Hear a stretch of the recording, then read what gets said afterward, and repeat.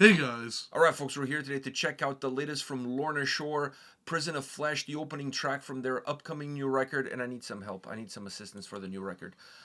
It's called I Feel the Black Festering Within Me.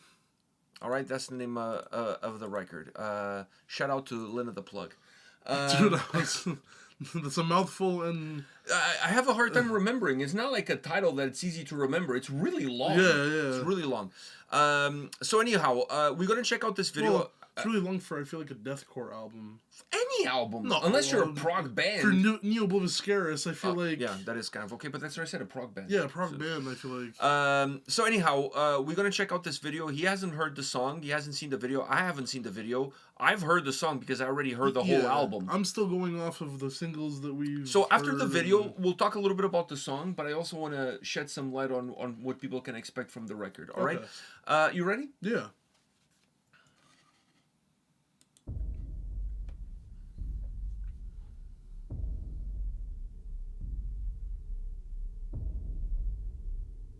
Is this an intervention? I feel like this is an intervention.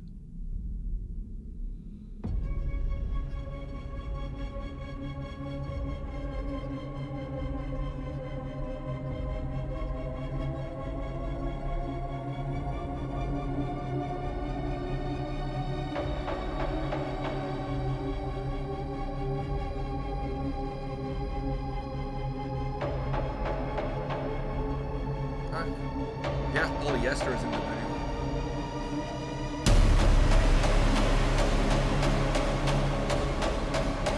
It totally hits. It's totally hits.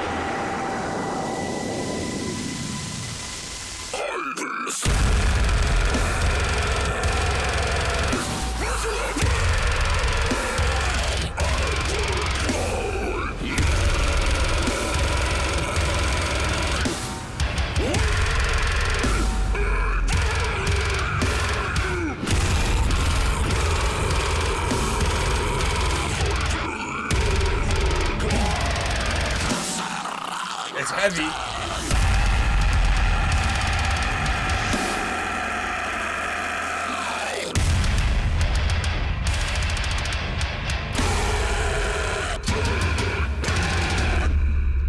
If the point was to win the heaviest breakdown of all time, it takes the cake. True. If that's the goal, it takes the cake, right?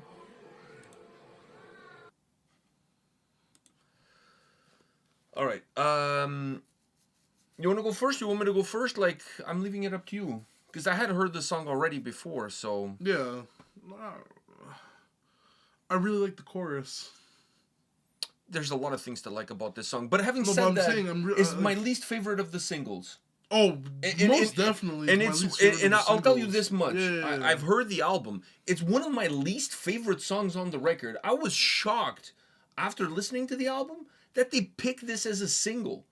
Maybe because of that heavy breakdown, it's probably the heaviest breakdown I I've know, ever you're gonna heard get in my the- life. You get the YouTubers with the faces and all the this is so heavy. There's not enough Kleenexes for Metal Burb's jizz on that Yeah, breakdown, dude. so let me It's just like, put it out there. It's like the Bellagio hotel. Like The fucking room is gonna be dripped in jizz. it's going like this, and then it's even going like So, this a little bit. Like I like the first breakdown better because it was in the flow of the song, not as heavy as the second no, breakdown, then but it's the- way the better second- because of the flow of the second song. breakdown is just fully like. Yeah, it's just really to like just fucking like let's make the heaviest But breakdown also, ever. it's again with it like it's everyone knows it's coming. Oh yeah. Fuck, it's telegraphed. Like the song didn't need to be 7 minutes long. In reality, I thought after the solo, I think if it ended after the solo, it would have been perfectly fine. If it ended right before that big breakdown, that part That's when it's what I'm kind of saying. dying out, like would have been perfect. Yeah. It would have been perfect. And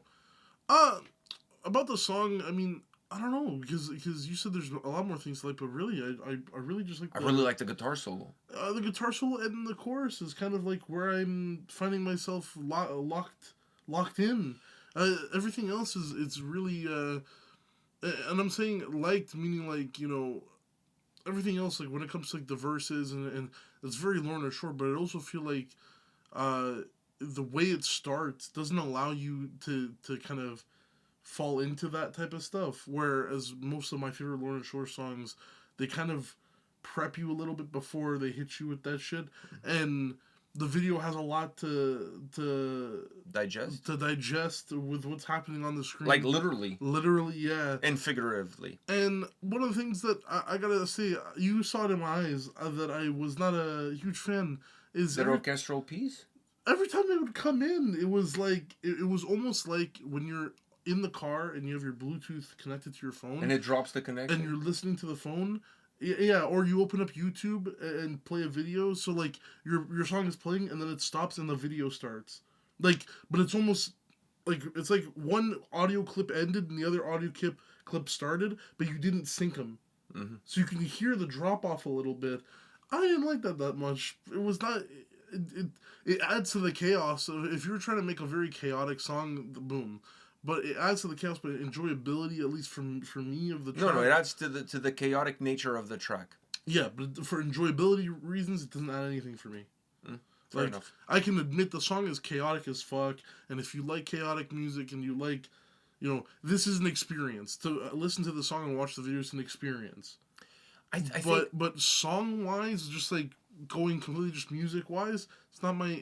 this is actually probably one of my least favorite Lorna Shore songs I've heard. coming now from someone who's listened to the whole record multiple times, not just once, not just skimmed through, multiple times. From the first time that I went through it to the 20th, 50th time that I heard the album, this was my least favorite song of the entire record, and I thought was a really weird song to start off the record with. I mean, weird and not, because it does set the tone for the album. This song, everything you heard in this song, you're going to hear throughout the album. Heavy breakdowns. This is the heaviest breakdown on the album, hands down. Amazing guitar solos. The orchestral piece on this song, the orchestral side of the band gets better throughout the record, actually. I think there's certain songs on this album where the orchestral pieces, man, really sound like a movie score. like something out of a sci-fi horror movie. Way better than this track. Like just way better. Like, but this song kind of sets the table. It's just for me a weird song to start with because it's really long. Now on the record, the length of the song doesn't feel as long as listening to this because it feels like it has a built-in intro, and that's how the album starts. So the song, when you listen to the album, the song feels like it's 5 minutes because there's about a minute or so that's really the intro into the song. So on the record, in the record setting, the track does not feel as long as it does here. But having said that, it was one of my least favorite songs on the entire album. But you also agree with me. I think it's one of my least favorite Lorna Shore songs. Yeah, it's at least with Will Ramos. I think yeah, of the Will Ramos era, I think it's my least favorite. Which, and I said that which surprises normally me the songs why I picked this as a single. And which also I gotta backtrack a little bit because I said like, oh, normally the songs, you know, they kind of ease you into the chaotic nature, but Into the Earth didn't do that, and yet I enjoy that song a lot more than this. So it can be sporadic and not sporadic, but you know, it can pop into your face with the heaviness and whatever. But for some reason, just the song itself, nothing to do with just the chaos and everything, just the song itself. Not enjoying that first part when it kicks in. I liked the kind of like how do you say the ambiance before it hits, and then it hits, and then it's like it didn't hit as hard as I thought it was gonna hit. Like, I mean, personally, right? And then it does that weird thing with the audio, and then it goes into the chorus, and I'm like, okay, the chorus is like a safe house. Like, this is good. I like this. Then it goes back to the verses, and then the second time going back to the verses, I'm like, oh, I just don't like the verses in this track. It has nothing to do with how they're it has nothing to do with how they were introduced or anything. I'm just not a fan of the verses in this track. It goes back to the chorus, enjoy the chorus, solo's really good, and I kind of wish it would have just ended instead of going into the cliche and everyone already knew it was coming, the those like heavy breakdowns. That's something we've been saying for all these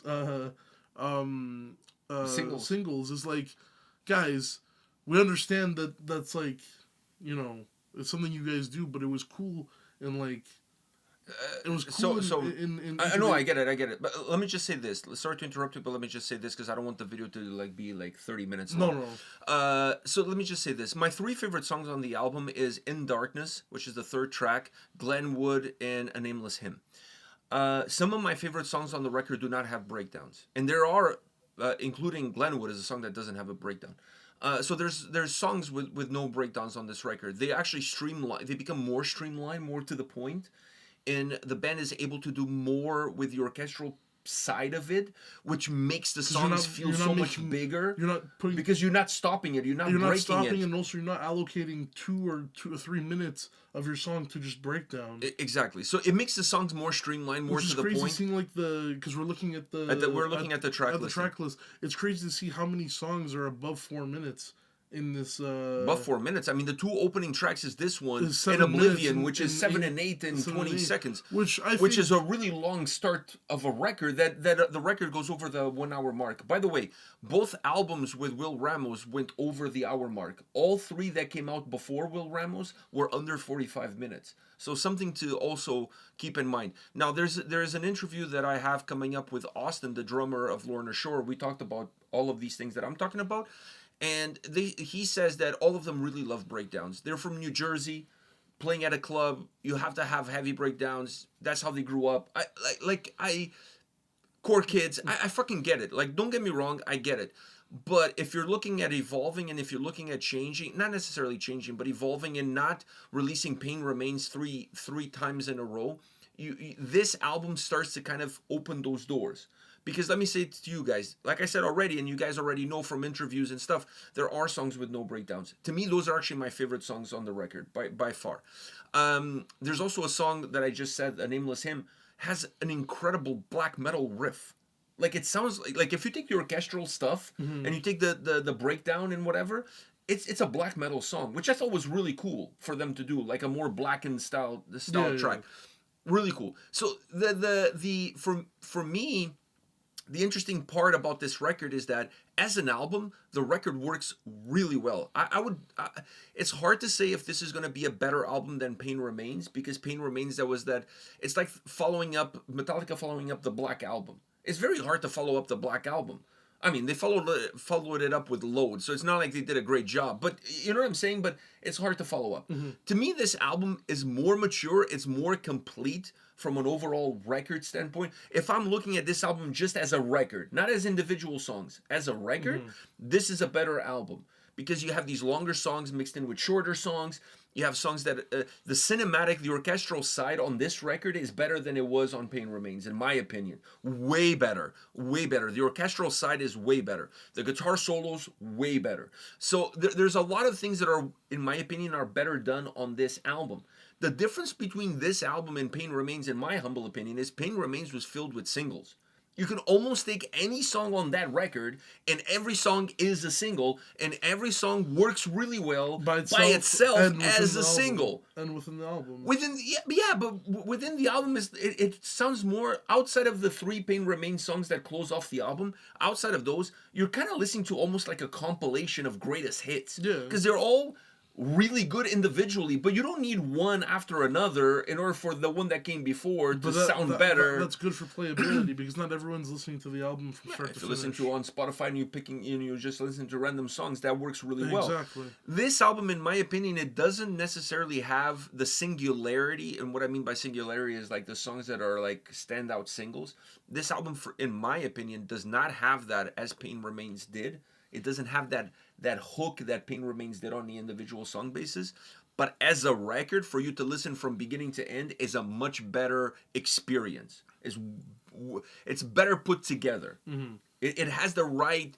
But certain songs really need another song in order for the song that comes after to work. For example, you have Unbreakable... And then you have Glenwood. Glenwood is almost like a ballad. Not really, but as ballad as it gets when it comes to Lorna Shore. And then you have Lionheart right after. So like and then Death Can Take Me. Like the dynamics that these songs create within the record context make songs that even I didn't like as a single, like Oblivion. I didn't like Oblivion as a single. But in the context of the record, I actually really like that song. But it has to be in the context of the record. Yeah, but who the fuck... if you're not sitting down and listening, you're not going to be in the car being, okay, let me listen to the whole album, and then let me go on to my playlist. Especially, I don't want to upset the Lorna Shore fan base, but let's face the facts. Most of Lorna Shore's fan base is young guys or young people, young ladies, whatever. We're going to listen to the more singles. Yeah. Like they're going to listen to a song here and there playlist. Not many of them are going to listen to the album start to end ad nauseum. Exactly. It's more of an old school thing, and I'm not saying people are not going to do it. That's not what I'm saying. That's why you're explaining from the album perspective. I'm explaining from what an actual... How many people today are listening to Pain Remains from start to finish when they get into a car or when they come home? No. Maybe when the album comes out, maybe. Yeah, but the longevity of the record... As time progresses, it's going to be like... People who listen to albums the day the album comes out, 10 years after the album comes out, tends to be an older generation who grew up listening to records, not singles. Like that, yeah. And a lot of those people don't even have Spotify, like myself. I don't have Spotify. So the only time I really listen to singles is in the gym.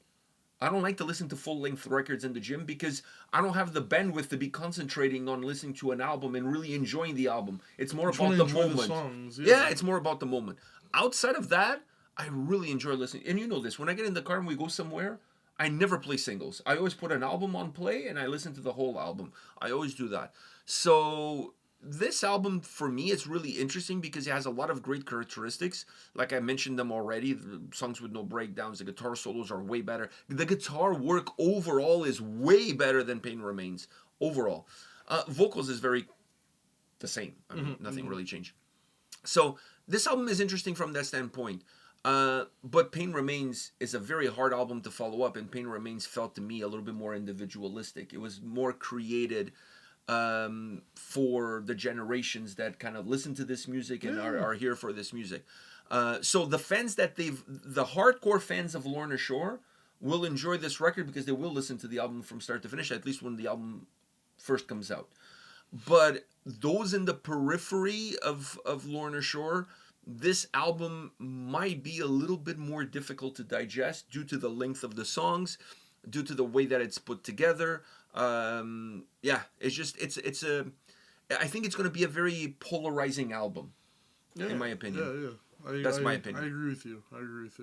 I think length also has a lot to do with it, and I feel like when it comes to deathcore in general, Any heavy anything- genre, anything in my heavy opinion, that the I songs feel have to be short. yeah, definitely. Like, You cannot have a hardcore song 5 minutes long. I Yeah. mean, seriously, like, how many times can I listen to Let Your Ball Swings, bitch? Like, like even this song could have been 5 minutes. Didn't need to be 7. Lorna Shore have been able to make some 5 minute, 6 minute tracks that really work. Dude. But that's because there's stuff within the track that's really, it calms the heaviness down. Then you get the heaviness back. This song was 7 minutes of fucking intensity. Well, yeah. Right? Yeah. Didn't really need to be 7 minutes. No, there's like about a minute or so. It's the intro. So No. then the song, but still part of the song, Still part of the nevertheless. song, nevertheless. true. I mean, I think they should have actually done that intro separate as a separate track. Yes. So for like Spotify and that kind of stuff, you know, whenever people get to the song, they get to the song. They get to the song. And you're not necessarily having to go through the really extended intro. That's my opinion. You really have to understand how people are going to consume your music, and without taking anything away from your creativity and from your creative output, do it in a way that kind of fits your creative output. Because for those that are going to listen to the record from start to finish, having the song as a separate intro is going to be fine anyways. It's like And those that don't, then it's going to be even better. Weird band to bring up, but it's like Kanon Feber's previous album, the Mensen Mushel or whatever that song is called.